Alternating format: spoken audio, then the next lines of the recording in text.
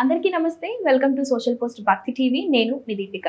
వారాహి నవరాత్రుల విశిష్టత గురించి తెలుసుకోవడానికి ఈ రోజు మనతో పాటు ఉన్నారు బ్రహ్మశ్రీ సుభాష్ శర్మ గారు.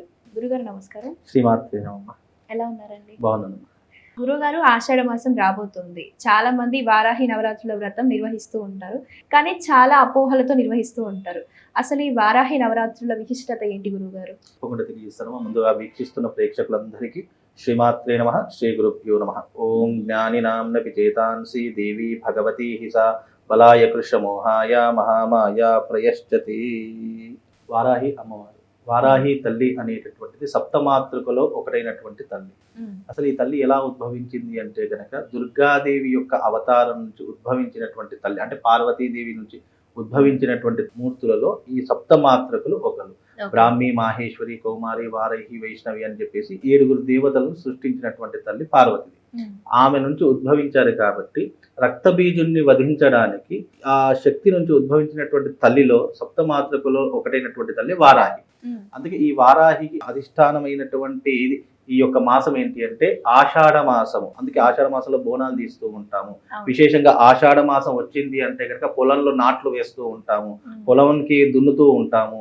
ఎందుకు అంటే ఇది వర్షాకాలము, అందులోనూ ఈ మాసానికి అధిష్టాన దేవతగా ఆ వారాహి తల్లి ఉంటుంది కాబట్టి ఈ ఆషాఢ మాసంలో చేసే ప్రతి ఒక్కటి కూడా ఆ వారాహి దేవికి అంకితమై ఉంటుంది. రెండవది ఏంటి అంటే కనుక సంవత్సరంలో మనకు 4 నవరాత్రులు వస్తాయి.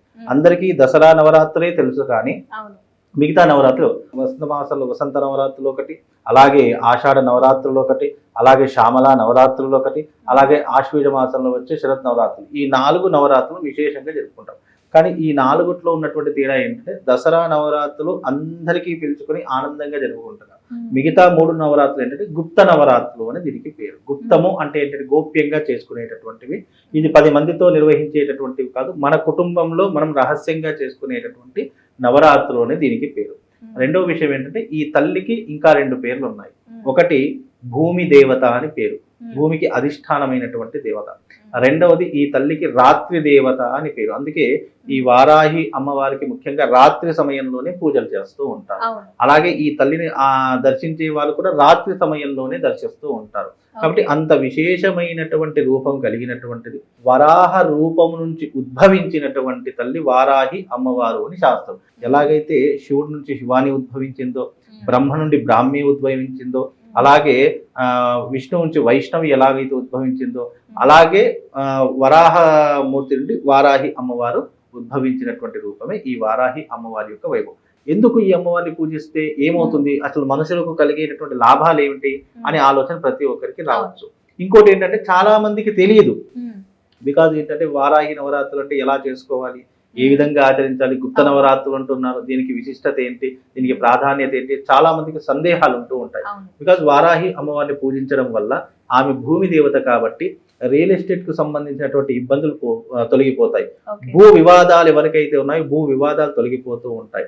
అలాగే బ్లాక్ మ్యాజిక్ చేసేటటువంటి వాళ్ళు ఉంటారు. ఎవరి మీద బ్లాక్ మ్యాజిక్ చేశారు అని అంటే గనక వాళ్ళ మీద ఉన్నటువంటి ఈ అమ్మవారిని ఆరాధించడం వల్ల అలాంటి ఇబ్బందులు తొలగిపోతూ ఉంటాయి. ఆర్థిక పరంగా, శారీరక పరంగా, మానసిక పరంగా ఇలాంటివన్నీ కూడా తొలగిపోవడానికి ఈ తల్లిని ఆరాధించాలి. అలాగే ముఖ్యంగా వివాహం కానటువంటి వారు ఉంటారు. ఈ నవరాత్రుల్లో గనక నిష్టగా అమ్మవారిని పూజించడం వల్ల వివాహం కానటువంటి వారికి కూడా వివాహం జరిగేటటువంటి అవకాశాలు ఈ తల్లిని పూజించడం వల్ల జరుగుతాయి. కాబట్టి ఈ తల్లి అంత వైశిష్టమైనటువంటిది. ఈ తల్లిని ఆరాధించడం వల్ల మనకు తెలియకుండానే పాజిటివ్ ఎనర్జీ, శక్తి ఇవన్నీ కూడా మనకు కలుగుతాయని ఈ వారాహి అమ్మవారిని పూజిస్తే మనకి ఇన్ని ప్రయోజనాలు ఉంటాయని శాస్త్రం తెలియజేసింది. ఓకే, సో అన్ని రకాల సమస్యలకు బాధపడుతున్న వారు కూడా నిర్వహించుకోవచ్చు? తప్పకుండా నిర్వహించుకోవచ్చు. ఇది చాలా మంది మాకు వంచన లేదండి, మేము చేసుకోవచ్చా అనేటటువంటి ప్రశ్న కూడా అడుగుతూ ఉంటారు. ఇది వంచన కాదమ్మా, నీకు అమ్మవారి మీద విశ్వాసం ఉండి నువ్వు చేసుకోగలుగుతావు అనేటటువంటి నమ్మకం నీకుందనుకో, తప్పకుండా నువ్వు ప్రారంభం చేసుకోవచ్చు. మా నాన్న వాళ్ళు చేసుకోలేదు, మా అమ్మ వాళ్ళు చేసుకోలేదు, మా అత్తగారు చేసుకోలేదు, వాళ్ళు చేసుకోలేదని చెప్పి నువ్వు చేసుకోకుండా ఉండవు.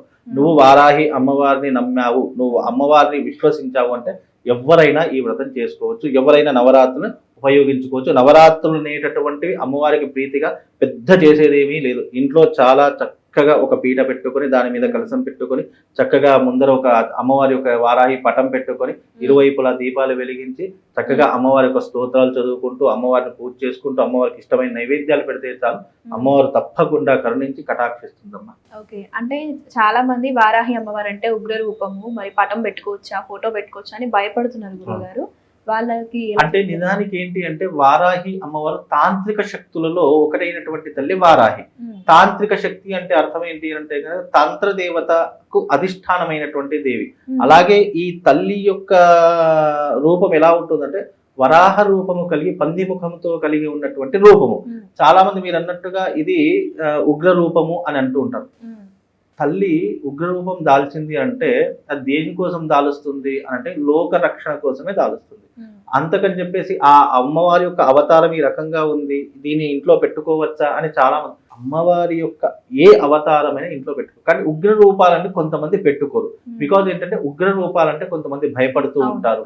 లేదు అంటే ఉగ్ర రూపం ఉండటం వల్ల ఇంట్లో ఏదైనా ఇబ్బందులు వస్తాయి, ఈ గొడవలు జరుగుతాయి, కోపాలు ఉద్రిక్తలు పెరుగుతాయి, కొంతమంది నమ్మి ఉగ్ర రూపాలు పెట్టుకోరు.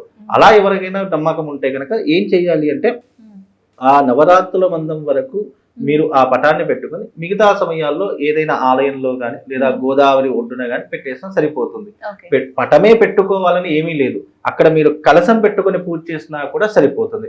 అమ్మవారికి ప్రధానంగా మనసా వాచ కర్మణ మనం పూజ చేస్తే సరిపోతుంది. ఆ మనసా వాచ కర్మణ మనం ఆలోచించే విధానము యద్భావం తద్భవతి అనేటటువంటి సూక్తిని ఆధారంగా చేసుకొని ఆ కలశంలో కూడా అమ్మవారు ఉంటుంది అని మనం మనస్ఫూర్తిగా నమ్మితే ఆ కలశంలో కూడా అమ్మవారు ఉంటుంది. పటం అనేటటువంటి దేనికి చిహ్నము అని అంటే కనుక మనం ఆ రూపాన్ని పదే పదే సార్లు తలుచుకోవడానికే తప్ప నువ్వు మనసులో ప్రతిష్ఠించుకున్నా ఏం చక్కగా నువ్వు చేసుకోవచ్చు, దాంట్లో ఏమాత్రం దోషం లేదు.